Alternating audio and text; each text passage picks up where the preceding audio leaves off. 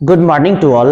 Advance excel series का आज तीसरा दिन है और आज के क्लास में हम एक्सेल के बेसिक कंसेप्ट को क्लियर करने वाले हैं।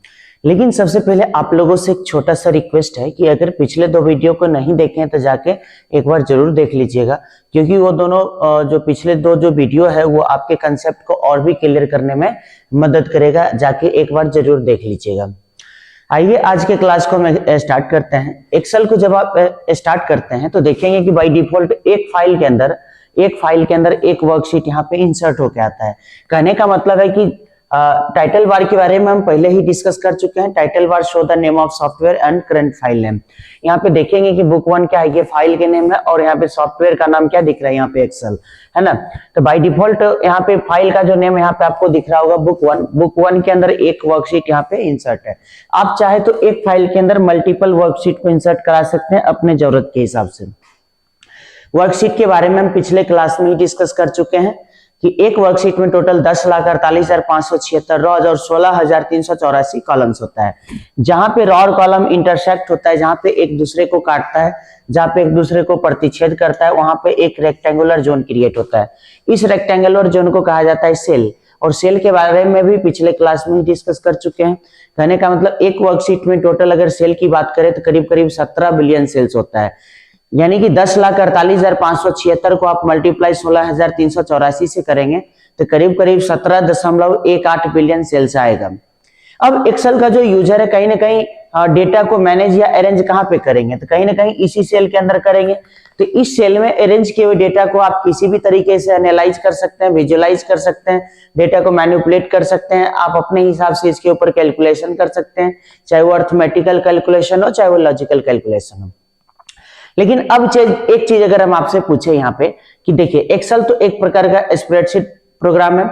जो अब यहाँ पे अगर एक चीज पूछा जाए कि बताइए कि स्प्रेडशीट प्रोग्राम को जो है स्पेशली जो है किस डेटा के लिए इसे डिजाइन किया गया है, किस डेटा टाइप्स के लिए इसे बनाया गया है। तो सबसे पहले तो आपको टाइप्स ऑफ डेटा को समझना पड़ेगा। टाइप्स ऑफ डेटा में जैसे कि नंबर हो गया, टेक्स्ट हो गया, इमेज हो गया, ऑडियो है, वीडियो है। तो कहने का मतलब कंप्यूटर कहीं ना कहीं ये पांचों डेटा को प्रोसेस करती है। तो क्या ये एक्सेल जो स्प्रेडशीट प्रोग्राम है क्या ये पांचों डेटा को प्रोसेस कर पाएगी? तो कहने का मतलब देखिए यहाँ पे कि एक्सेल को मुख्य रूप से 3 टाइप्स ऑफ डेटा के लिए इसे डिजाइन किया गया है।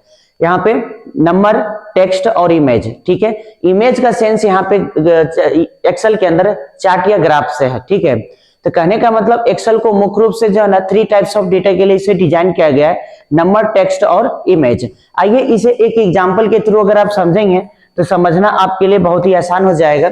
यहाँ पे देखिएगा हम कह रहे हैं कि इस सेल के अंदर 3 टाइप्स ऑफ डेटा में इस सेल के अंदर आप 2 ही टाइप्स के डेटा को आप इंसर्ट करा सकते हैं, रख सकते हैं। ठीक है, वो डेटा कौन है? हम कह रहे हैं कि जो भी चीज आप लिखेंगे एक्सेल के अंदर, जो भी चीज इस शीट के अंदर टाइप करेंगे या तो वो नंबर होगा, ठीक है ना, या जो भी टाइप करेंगे वो टेक्स्ट होगा। ठीक है, कह रहे हैं कि जो भी आप टाइप करेंगे वो 2 ही चीज हो सकता है, या तो नंबर होगा वो या तो टेक्स्ट होगा। ठीक है, इसे हम बाद में समझाते हैं। लेकिन सबसे पहले आप देखेंगे यहाँ पे कि ग्राफ कहाँ पे जनरेट होता है। तो ग्राफ यहाँ पे देखेंगे। अब यहाँ पे क्या है, इस सेल के अंदर मान लीजिए कोई टेक्स्ट वैल्यू या नंबर वैल्यू जो भी हो, ठीक है ना, जब इसे आप विजुअलाइज करेंगे, जब इसे आप ग्राफ में आप कन्वर्ट करेंगे तो ग्राफ कहाँ पे जनरेट होता है? ग्राफ इस सेल के अंदर थोड़ी ना जनरेट होता है। ग्राफ जो होता है एक लेयर क्रिएट होता है इस शीट के ऊपर, उस लेयर के ऊपर ये जाके जनरेट होता है। कैसे? तो इसे देखेंगे एक एग्जांपल के थ्रू। यहाँ पे एक ग्राफ को हम ऑलरेडी जनरेट कर चुके हैं, रखे हैं यहाँ पे। अब यहाँ देखेंगे ये आपको एक चार्ट दिख रहा होगा, दिख रहा है ना ये चार्ट। अब बताइए ये सेल के अंदर है, नहीं है ना, ये जस्ट एक लेयर क्रिएट हुआ, लेयर के ऊपर ये आपको दिख रहा होगा। इसे आप कहीं भी पेज के अराउंड कहीं भी आप मूव भी करा सकते हैं। इसे अपने हिसाब से आप रिसाइज भी कर सकते हैं। इसे जहां पे आपको रखना है वहां पे रख सकते हैं। ठीक है, तो कहने का मतलब अभी हम क्या है दो टाइप्स ऑफ डेटा के ऊपर चर्चा करेंगे।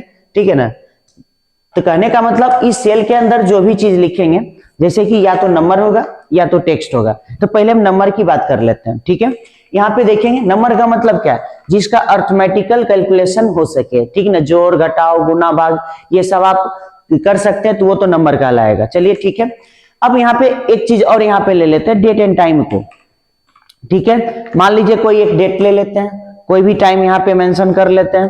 ठीक है, अब आपसे पूछे कि बताइए ये डेट एंड टाइम जो है ये किस फॉर्म में होता है। हम आपको तो बता चुके हैं कि इस सेल के अंदर दो ही चीज हो सकता है, या तो जो भी लिखेंगे टेक्स्ट होगा या जो भी लिखेंगे नंबर होगा। तो बताइए डेट एंड टाइम क्या है। तो डेट एंड टाइम भी नंबर के ही फॉर्म में होता है, बट जैसा आप लोग हम लोग चाहते हैं, जैसा हम लोग समझते हैं वैसा ही सेल आपको दिखाता है। ठीक है, तो कहने का मतलब है देखिए, जब हम आपको ये मतलब कि सेल फॉर्मेटिंग कंसेप्ट को जब हम आपको बाद में सिखाएंगे ना, तो उस वक्त ये क्लियर कर देंगे कि नंबर को कैसे डेट एंड टाइम में कन्वर्ट किया जा सकता है। ठीक है, तो यहाँ पे कहने का मतलब अभी फिलहाल अगर आपको समझना होगा कि क्या ये नंबर है, तो एक्सेल आपको एक फंक्शन प्रोवाइड करती है जिस फंक्शन का नाम है इज नंबर। ठीक है, तो आप यहाँ पे चेक कर सकते हैं कि इक्वल टू, सबसे पहले तो आपको पता है कि किसी भी सेल में जब फंक्शन या फॉर्मूला को लगाते हैं तो बराबर का सिंबल देना जरूरी होता है। ठीक है, बराबर जब आप लगाएंगे तो वो सेल एक्टिव हो जाता है किसी भी फंक्शन या फॉर्मूला के लिए। तो यहाँ पे क्या करें, यहाँ पे लगाना इज नंबर। हमें चेक करना है कि क्या ये नंबर है। तो क्या ये नंबर है चेक करने के लिए यहाँ पे कह रहा है वैल्यू के रूप में हम एक सेल रेफरेंस दे देते हैं O4 में कौन है, डेट है ना। इंटर करेंगे, आप देखेंगे यहाँ पे ट्रू आ गया। ठीक है, तो ये चीज समझ में आ गया। टाइम क्या है, टाइम भी नंबर के फॉर्म में ही होता है। तो ये दोनों चीज तो समझ में आ गया। कहने का मतलब डेट एंड टाइम भी नंबर के ही फॉर्म में होता है। ठीक है, अब यहाँ पे टेक्स्ट को समझिए।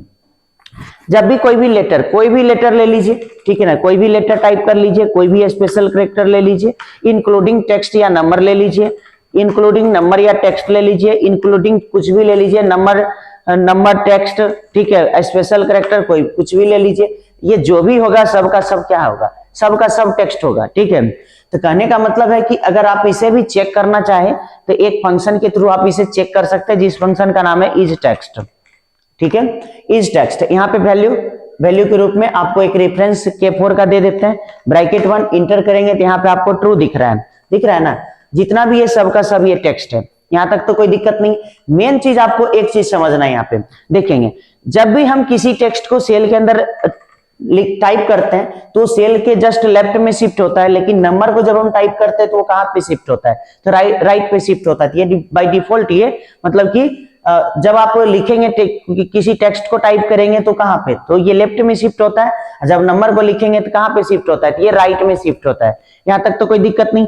अब यहाँ पे एक चीज समझना है आपको, ठीक है, जैसे हम यहाँ पे 2 नंबर को लिख रहे हैं, ठीक है, अभी जस्ट एक नंबर लिखे थे, यहाँ शिफ्ट हुआ राइट में, लेकिन एक नंबर और लिख रहे हैं यहाँ पे, बताइए ये कहाँ शिफ्ट हुआ, तो ये तो लेफ्ट में शिफ्ट हुआ। तो हम 2 टाइप के नंबर को लिखे। अगर हम आपसे पूछे कि बताइए क्या दोनों नंबर है, तो कहने का मतलब देखिए दोनों दिखने वाला दोनों नंबर के जैसा ही है, लेकिन दोनों नंबर नहीं है।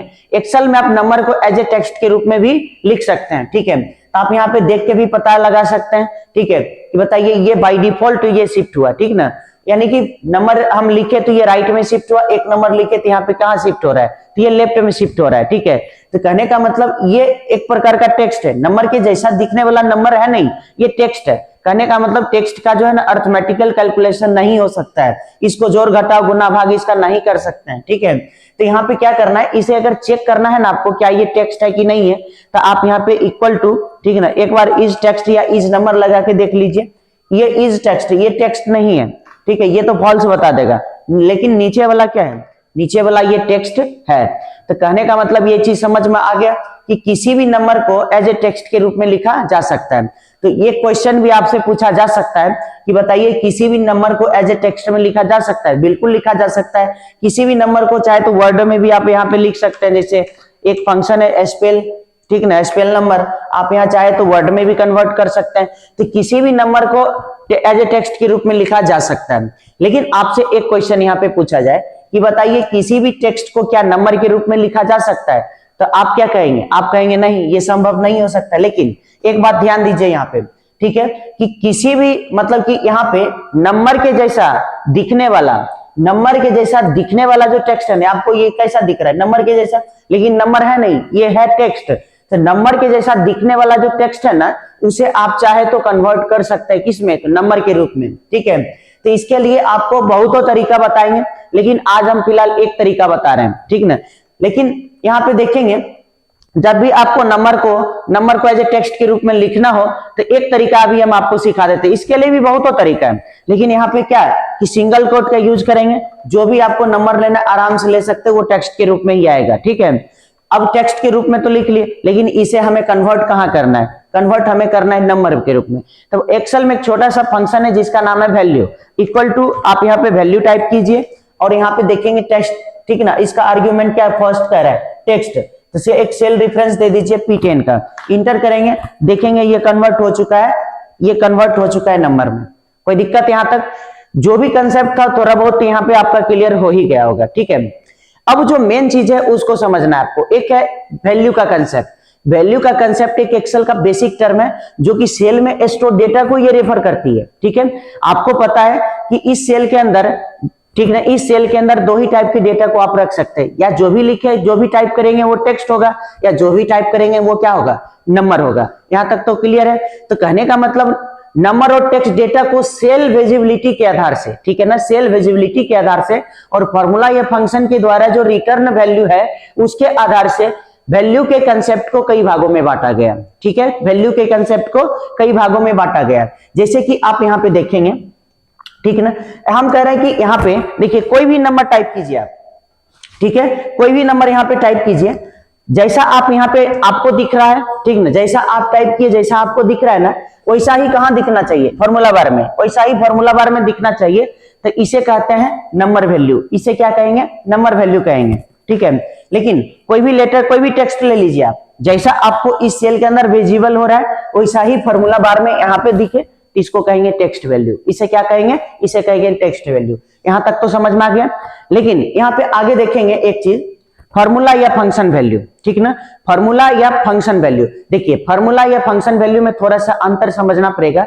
फॉर्मूला जो होता है ना, हमारा खुद का एक्सप्रेशन होता है जिसे हम खुद से लिखते, खुद से बनाते, खुद से डिस्क्राइब करते हैं। लेकिन फंक्शन जो होता है वो प्री डिफाइंड, वो भी फॉर्मूला ही होता है, लेकिन क्या होता है पहले से बनाया रहता है, ठीक ना, बना हुआ मिलता है, जिसका यूज हम लोग कॉम्प्लेक्स डेटा के कैलकुलेशन के लिए करते हैं। मतलब कि कॉम्प्लेक्स डेटा का कैलकुलेशन आप चुटकियों में कर सकते हैं, समझ रहे हैं ना। लेकिन फार्मूला के थ्रू आप नहीं कर सकते क्योंकि फार्मूला को आप खुद से बनाते हैं, ठीक है। तो यहाँ पे देखेंगे एक एग्जांपल के थ्रू, पहले इसको समझ लीजिए। जैसे कोई नंबर हम यहाँ ले लेते हैं, ठीक है, यहाँ नंबर ले लिए, अब इसे जोड़ना है तो क्या करेंगे बताइए। तो जोड़ना है तो तरीका तो आप, पहला तरीका क्या है, बराबर अब एक एक सेल का रिफरेंस आप यहाँ पे ले लीजिए। जैसे कि 151 कहां पे था, H4 में, इसको प्लस लगा के आप क्या कीजिए, आप यहाँ पे इसको जोड़ लीजिए, ठीक है। इंटर जैसे करेंगे तो देखेंगे कि 13,063 रुपया आपको यहाँ पे दिख रहा होगा, जुड़ गया ना। हम क्या किए, एक एक मतलब कि हम इसको खुद से लिखे, खुद से इसको डिस्क्राइब किए, इसे इसलिए इसको फार्मूला कहेंगे। आप क्या कहेंगे, फार्मूला। हम एक एक पर्टिकुलर सेल को इंक्लूड किए यहाँ पे, और भी नंबर होता, और भी अदर सेल में नंबर होता, उसको भी इंक्लूड करना होता। तो ये जो होता है ना, टाइम कंज्यूमिंग प्रोसेस होता है, इसमें टाइम बहुत ज्यादा लगता है, समझ रहे हैं ना। लेकिन अगर टाइम को बचाना हो तो आपको एक्सेल का एक फंक्शन यूज करना है, ठीक ना। जोड़ने के लिए आप क्या करेंगे, इक्वल टू यहाँ पे सम फंक्शन का यूज करेंगे, ठीक है। सम, यहाँ पे सम का क्या काम है, सेल के जो भी नंबर है उसको जोड़ेगा। तो इसमें देखेंगे ये कह रहा है number first, number second. First number को हम एक बार लेंगे H4 को, और क्या करेंगे, बीच में एक रेंज देंगे। रेंज ऑपरेटर इसको कहा जाता है, रेंज, ठीक ना। रेशियो जिसको आप पढ़ रहे होंगे, इसको रेंज कहा जाता है। और यहाँ पे एक लास्ट सेल को पकड़ेंगे तो बीच का सेल ऑटो ये रेंज उस रेंज में आ जाएगा, सेलेक्ट हो जाएगा, और ब्रैकेट बंद करके इंटर करेंगे, देखेंगे आराम से जुड़ गया। तो इसे कहेंगे क्या, इसे कहेंगे फॉर्मूला, इसको कहेंगे फंक्शन। यहां तक तो समझ गए। तो देखिए फॉर्मूला या फंक्शन वैल्यू, फॉर्मूला या फंक्शन के द्वारा जो रिटर्न वैल्यू है, समझ रहे हैं ना, या तो वो टेक्स्ट के रूप में हो सकता है या तो नंबर के रूप में हो सकता है, ठीक ना, दोनों रूप में हो सकता है। अभी बताइए ये जो वैल्यू रिटर्न हुआ फंक्शन के थ्रू कुछ किस रूप में दिख रहा है, नंबर के रूप में दिख रहा है, तो इसे कहेंगे फंक्शन वैल्यू। इसे क्या कहेंगे, इसे कहेंगे फंक्शन वैल्यू। टेक्स्ट के रूप में भी अगर रिटर्न आता है तो उसको भी फंक्शन वैल्यू ही कहा जाता है, समझ रहे हैं ना। इसे एक एग्जांपल के थ्रू अगर आप चाहे तो समझ सकते हैं यहाँ पे। जैसे कि यहाँ पे देखिएगा, यहाँ पे, ठीक है, यहाँ पे आपको कुछ टेक्स्ट दिख रहा होगा, यहाँ पे दिख रहा है ना। अब बताइए दो टेक्स्ट का वैल्यू अलग अलग सेल में, जैसे मान लीजिए राजेश और सिंह, दो वैल्यू है, अलग अलग टेक्स्ट वैल्यू है। अब देखिए दोनों टेक्स्ट वैल्यू को हम क्या किए, एक में कन्वर्ट कर दिए, यानी कि हमारे दो टेक्स्ट स्ट्रिंग था, वन टेक्स्ट स्ट्रिंग में इसे कन्वर्ट कर लिए। कैसे, तो यहाँ पे आप देखेंगे कि राजेश यहाँ पे आपको विजिबल हो रहा है जैसा, वैसा ही फॉर्मूला बार में, सिंह जैसा आपको यहाँ दिख रहा है वैसा ही फॉर्मूला बार में, तो इसे तो टेक्स्ट वैल्यू कहेंगे। लेकिन बताइए यहाँ पे क्लिक किए तो आपको क्या राजेश सिंह यहाँ पे दिख रहा है? बिल्कुल नहीं दिख रहा है। यहाँ पे एक तो कॉन्केटनेट फंक्शन दिख रहा है, ठीक ना, जैसा आपको सेल के अंदर दिख रहा है वैसा आपको फॉर्मूला बार में नहीं दिख रहा है, ठीक ना। तो इसलिए इसको कहेंगे फंक्शन वैल्यू। तो फंक्शन वैल्यू चाहे वो टेक्स्ट के रूप में हो चाहे वो नंबर के रूप में हो, कुछ भी रूप में हो सकता है। यहां तक तो समझ गए, ठीक है। यहाँ पे ये चीज समझ में आ गया हुआ। तो बताइए ये क्या है? यहाँ पे हम जोड़ने का काम किए, ये क्या है? सम। ये फंक्शन है। यहाँ पे बताइए ये क्या है? तो फॉर्मूला है। ये चीज तो समझ गए। तो आपको 3 वैल्यू समझ में आ गया ना, नंबर, टेक्स्ट और आपको फॉर्मूला और फंक्शन वैल्यू, ठीक है। कभी कभी क्या होता है देखेंगे, फॉर्मूला या फंक्शन वैल्यू के थ्रू जो ना कुछ इरर मतलब कि रिटर्न में आ जाता है, मतलब इरर के रूप में कुछ मैसेज आपको प्राप्त होता है, ठीक ना। तो उसे इरर वैल्यू के नाम से जानेंगे। देखेंगे जैसे यहाँ पे 100, आप किसी भी नंबर को 0 से क्या डिवाइड कर सकते हैं? पॉसिबल नहीं है ये, ठीक है ना। तो हम क्या किए, 100 में यहाँ पे देखेंगे 0 से भाग देने की कोशिश किए, तो एक इरर जो आया ना, ये डिवीजन का इरर आ चुका है। हर एक इरर का एक अपना मीनिंग, अपना एक मतलब होता है, जो कि हम बाद के क्लास में हम आपको ये चीज भी अलग से बता देंगे, ठीक है। यहाँ पे देखेंगे NA इस तरह से दिख रहा है, कुछ ना कुछ ये इरर शो कर रहा है, समझ रहे हैं ना। तो जैसे कि यहाँ पे देखेंगे हम प्रिंटर को ढूंढ रहे हैं, प्रिंटर इस लिस्ट में कहीं है ही नहीं, ठीक है, इसलिए यहाँ पे NA दे रहा है। यहाँ पे अगर आइटम को चेंज कर दें तो देखेंगे ये रिजल्ट बिल्कुल यहाँ पे सही आ जाएगा, ठीक है। यहाँ पे देखिएगा रिजल्ट सही आ गया ना। तो कहने का मतलब है कि यहाँ पे प्रिंटर को ढूंढ रहे, नहीं मिला, इसलिए NA आ गया। तो हर इरर का एक अपना मतलब होता है। तो बताइए इसको कहते हैं इरर वैल्यू। जब फॉर्मूला या फंक्शन रिटर्न में क्या दे दे, आपको इरर के रूप में मैसेज दे, तो उसे इरर वैल्यू के नाम से जानेंगे। यहाँ तक तो कोई दिक्कत नहीं है। अब यहाँ पे एक और वैल्यू को समझ लीजिए, जिसे बुलियन वैल्यू के नाम से जानते हैं, ठीक ना। कंडीशनल या लॉजिकल वैल्यू के कैलकुलेशन के आधार से जब आपको ट्रू और फॉल्स के रूप में आपको प्राप्त हो ना, ठीक ना, सेल के अंदर, तो उसे बुलियन वैल्यू के नाम से जानेंगे। जैसे कि ट्रू और फॉल्स कैसे आया, तो इसे समझ लीजिए। यहाँ पे हम यहाँ पे लिखे कि 10 ग्रेटर देन 20, क्या 10 20 से बड़ा हो सकता है? बिल्कुल नहीं हो सकता है। इस कंडीशन में क्या आएगा? फॉल्स आएगा ना। ट्रू क्यों आया? तो ट्रू आया क्यों? 100 के बराबर हो सकता है? बिल्कुल हो सकता है। ट्रू इसलिए आया। यहाँ पे ट्रू क्यों आया? तो बताइए 10 क्या 5 से बड़ा है? 10 ग्रेटर देन क्या है? 5। क्या 10 5 से बड़ा? बिल्कुल बड़ा होता है, इसलिए ट्रू आया। यहाँ पे ट्रू क्यों आया? यहाँ पे देखेंगे equal to 100 greater than equal to 90, यानी कि 100 क्या 90 के बराबर है या बड़ा है? बराबर तो नहीं है, लेकिन बड़ा जरूर है। तो दोनों में से एक कोई कंडीशन मैच करे तो यहाँ पे क्या होगा? बताइए, ट्रू ही होगा। यहाँ पे समझ गए? तो इसको कहते हैं बुलियन वैल्यू, ठीक है। अब आपको बताइए यहाँ पे ये क्या दिख रहा है आपको? डेट विजिबल आपको क्या दिख रहा है? डेट भी तो आपको पता है कि नंबर के ही फॉर्म में होता है, लेकिन आपको जैसा आप समझना चाह रहे हैं वैसा ही दिख रहा है। तो कहने का मतलब जैसा आपको ये डेट एंड टाइम जो ये विजिबल आपको हो रहा है ना, इसे कहेंगे आप डेट एंड टाइम वैल्यू। क्या कहेंगे इसे? डेट एंड टाइम वैल्यू कहेंगे, ठीक है। तो यहां तक तो समझ गए। अगर आप मान लीजिए यहाँ पे प्रतिशत लिख लेते हैं, ठीक ना, सेल के अंदर 1%, 2%, इसे कहेंगे परसेंटेज वैल्यू कहेंगे, समझ रहे हैं ना। तो कहने का मतलब है कि वैल्यू सेल के अंदर चाहे कोई भी वैल्यू हो, चाहे वो नंबर वैल्यू हो, टेक्स्ट वैल्यू हो, चाहे वो फॉर्मूला या फंक्शन वैल्यू हो, चाहे वो परसेंटेज वैल्यू हो, डेट एंड टाइम हो, कुछ कोई भी वैल्यू, यानी अदर कोई भी वैल्यू है, उसे आप अपने हिसाब से क्या कर सकते हैं? उस डेटा को एनालाइज कर सकते हैं, विजुअलाइज कर सकते हैं, उस डेटा को मैनिपुलेट कर सकते हैं, उस डेटा के ऊपर किसी भी तरह का कैलकुलेशन आप आराम से कर सकते हैं। तो उम्मीद है कि वैल्यू के कंसेप्ट को आप थोड़ा बहुत यहाँ पे समझ ही गए होंगे, ठीक है। अब एक चीज यहाँ पे आपसे पूछा जाएगा, ठीक ना, क्वेश्चन यहाँ पे एक चीज आपसे पूछा जाएगा कि बताइए किसी भी वैल्यू को क्या फंक्शन वैल्यू में कन्वर्ट किया जा सकता है? बिल्कुल किया जा सकता है। दो टेक्स्ट वैल्यू को देखिए ना, हम यहाँ पे जोड़ने का काम किए, तो जोड़ने का काम कौन यहाँ पे किया? एक फंक्शन है जिसका नाम है कॉन्केटनेट फंक्शन। तो कन्वर्ट किया जा सकता है, ठीक ना, किसी भी टेक्स्ट वैल्यू हो, नंबर वैल्यू, उसे फंक्शन वैल्यू में कन्वर्ट किया जा सकता है। अब आपसे एक क्वेश्चन पूछा जाए कि बताइए किसी भी फंक्शन वैल्यू को क्या एज ए टेक्स्ट या नंबर के वैल्यू के रूप में कन्वर्ट किया जा सकता है? बिल्कुल किया जा सकता है। आप यहाँ पे देखेंगे अभी राजेश सिंह दिख रहा होगा, रमेश पे लेकर आते हैं आपको, यहाँ पे रमेश आपको भले दिख रहा होगा, लेकिन यहाँ पे फॉर्मूला बार में क्या दिख रहा है? Concatenate function. तो इसको क्या करना है, अगर आपको वैल्यू के रूप में कन्वर्ट करना हो या टेक्स्ट वैल्यू के रूप में कन्वर्ट करना चाहते हैं इसे, तो इसे सबसे पहले आपको सेलेक्ट करना पड़ेगा। कोई दिक्कत? यहाँ कॉपी कर लीजिए, कॉपी कर लिए कंट्रोल सी से, आपको पेस्ट स्पेशल पे जाना है। तो पेस्ट स्पेशल पे जाने के लिए आपको तो पता है, यहाँ पे राइट क्लिक करेंगे पेस्ट स्पेशल। तो पेस्ट स्पेशल पे जाने के लिए कंट्रोल अल्ट प्लस भी का यूज कर सकते हैं। Control plus alt plus B, आप यहाँ पे देखेंगे वैल्यू दिख रहा है ना, वैल्यू पे टिक लगा के ओके पे क्लिक कीजिए, ये कन्वर्ट हो चुका है। ये जो फंक्शन वैल्यू था ना, आप देखेंगे ये कन्वर्ट कहाँ हो चुका है, अब आपको जैसा राजेश सिंह इस सेल में वैसा ही दिख रहा है, ये कन्वर्ट हो चुका है वैल्यू में, समझ रहे हैं ना। इसी तरह आप चाहे तो यहाँ पे ठीक ना, मतलब कि किसी भी फंक्शन या फॉर्मूला को एज ए मतलब कि टेक्स्ट वैल्यू या नंबर वैल्यू में कन्वर्ट कर सकते हैं, यहां तक तो कोई दिक्कत नहीं, ये चीज आपको समझ में आ गया होगा। तो वैल्यू के कंसेप्ट को आप यहाँ पे अच्छे से समझ ही गए होंगे, ठीक है। अब आगे आइए, आप माउस पॉइंटर के बारे में थोड़ा बहुत यहाँ पे समझ लीजिए।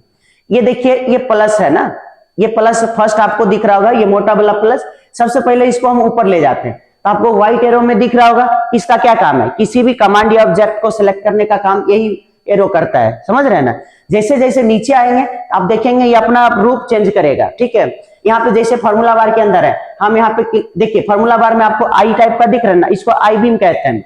अब यहाँ पे क्या करना है, अभी किस सेल पे है बताइए, हम अभी जो है जिस सेल पे क्लिक कर रहे हैं उसको तो बताइए एक्टिव सेल के नाम से जानते हैं। जिस सेल पे आप क्लिक कीजिएगा उसका क्या, उसको एक्टिव सेल के नाम से जानेंगे, और एक्टिव सेल के अंदर जो भी कंटेंट होगा ना वो फार्मूला बार में आपको दिखेगा, ठीक है। दिख रहा है ना, जैसे राजेश सिंह दिख रहा है, यहाँ पे सिंह को हटा के हमको कुमार लिखना है, क्या करें, तो यहाँ पे जाके आई दिख रहा है ना, इसके बगल में एक बार क्लिक कर दीजिए, और यहाँ से चाहे तो आप एडिट करके आप यहाँ पे चाहे तो कुमार लिख दीजिए, देख रहे हैं ना। तो यहाँ पे सेल के वैल्यू एडिट हो चुका है ना, तो एडिट करने का काम आपको कौन करेगा, तो एडिट करने का काम बताइए, ठीक है। यहां तक तो ये चीज समझ में आ गया। अब आप जैसे नीचे आते हैं तो आपको डाउन एरो ऐसे दिख रहा है ना, डाउन एरो का मतलब कंप्लीट अगर आपको कॉलम को सिलेक्ट करना हो तो आप इसका यूज कर सकते हैं, ठीक है। इसके बॉर्डर पे आप रखेंगे तो टू साइडेड एरो दिख रहा होगा हॉरिजॉन्टल में, इसे आप चाहे तो कॉलम के विड्थ को, चौड़ाई को आप घटा बढ़ा सकते हैं, ठीक है। इसी तरह आप इधर आइए रॉ पे, अगर आपको एक कंप्लीट रॉ को सिलेक्ट करना हो तो एरो दिख रहा होगा ना आपको, बस यहाँ पे एक बार क्लिक कर दीजिए, देखिएगा कंप्लीट रॉ सेलेक्ट हो जाएगा।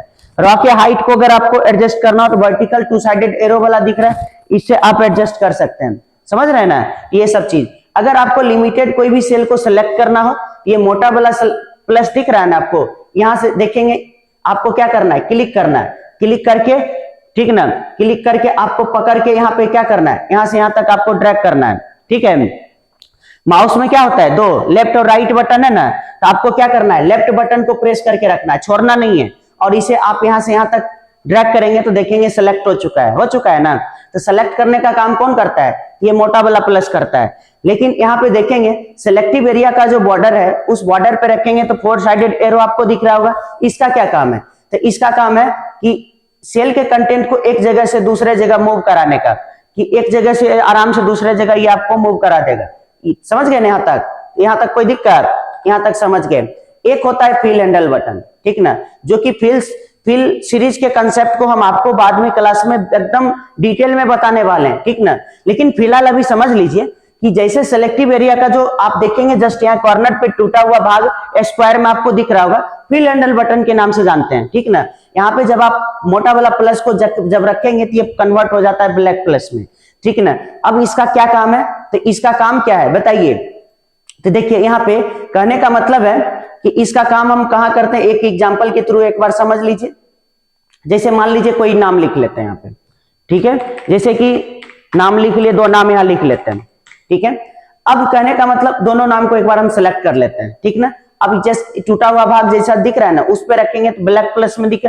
अब इसको पकड़ के लेफ्ट बटन को प्रेस करके रखना है, छोड़ना नहीं है, और नीचे ड्रैग कीजिए। ड्रैग किए तो क्या है आपको दिख रहा है, सेल के वैल्यू बार बार रिपीट हो रहा है, यानी कि सेल के वैल्यू जो भी मुकेश और राजेश था ना उसको कॉपी करने का काम कर रहा है कौन, तो ये प्लस, ठीक है ना, ये फॉर्मूला को भी एग्जीक्यूट करता है, समझ गए इन बात को। तो यहाँ पे ये चीज समझ में आ गया होगा आपको।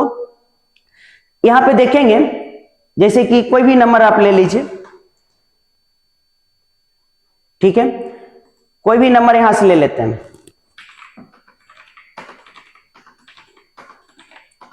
ठीक है। अब यहाँ पे देखिए क्या लगा हुआ है, यहाँ पे आप देखेंगे कौन सा फंक्शन यूज है, फॉर्मूला लगा रखें, तो यहाँ पे फॉर्मूला लगा रखें, इसको क्या करना है आपको बताइए। इसको अगर कॉपी करना होगा आपको तो कॉपी करके आप यहां से आराम से ठीक ना, देखेंगे कि यहाँ पर भी ये लग चुका है, ठीक ना। तो ब्लैक वाला जो प्लस का काम है ना, फॉर्मूला को ये एग्जीक्यूट करता है, फॉर्मूला को क्या करता है, आगे बढ़ाता है, ठीक है। और सेल के वैल्यू को, अगर कोई भी वैल्यू हो, चाहे वो टेक्स्ट के वैल्यू हो, उसको कॉपी भी करता है। समझ रहे हैं ना बात को। तो यहां तक ये चीज आपको क्लियर शायद हो ही गया होगा। तो कहने का मतलब उम्मीद है कि आज के क्लास को आप अच्छे से समझे होंगे, कंसेप्ट आपका क्लियर हो ही गया होगा करीब करीब। अगर कुछ भी अगर डाउट लग रहा है ना, लग रहा है कि कुछ चीज हम नहीं समझे, तो एक बार जरूर पूछ लीजिएगा, ठीक ना। क्योंकि जितना भी वीडियो है पीछे दो तीन वीडियो, जो भी 2 वीडियो है उसको एक बार जरूर देख लीजिएगा। यानी कि टोटल का टोटल जो भी कंसेप्ट है क्लियर करना है। अगर नहीं क्लियर हो पा रहा है तो एक बार जरूर कमेंट में पूछ लीजिएगा, उसका सोल्यूशन हम नेक्स्ट वीडियो में दे देंगे, ठीक है। तो आइए हम आपसे फिर से नेक्स्ट क्लास में मिलते हैं।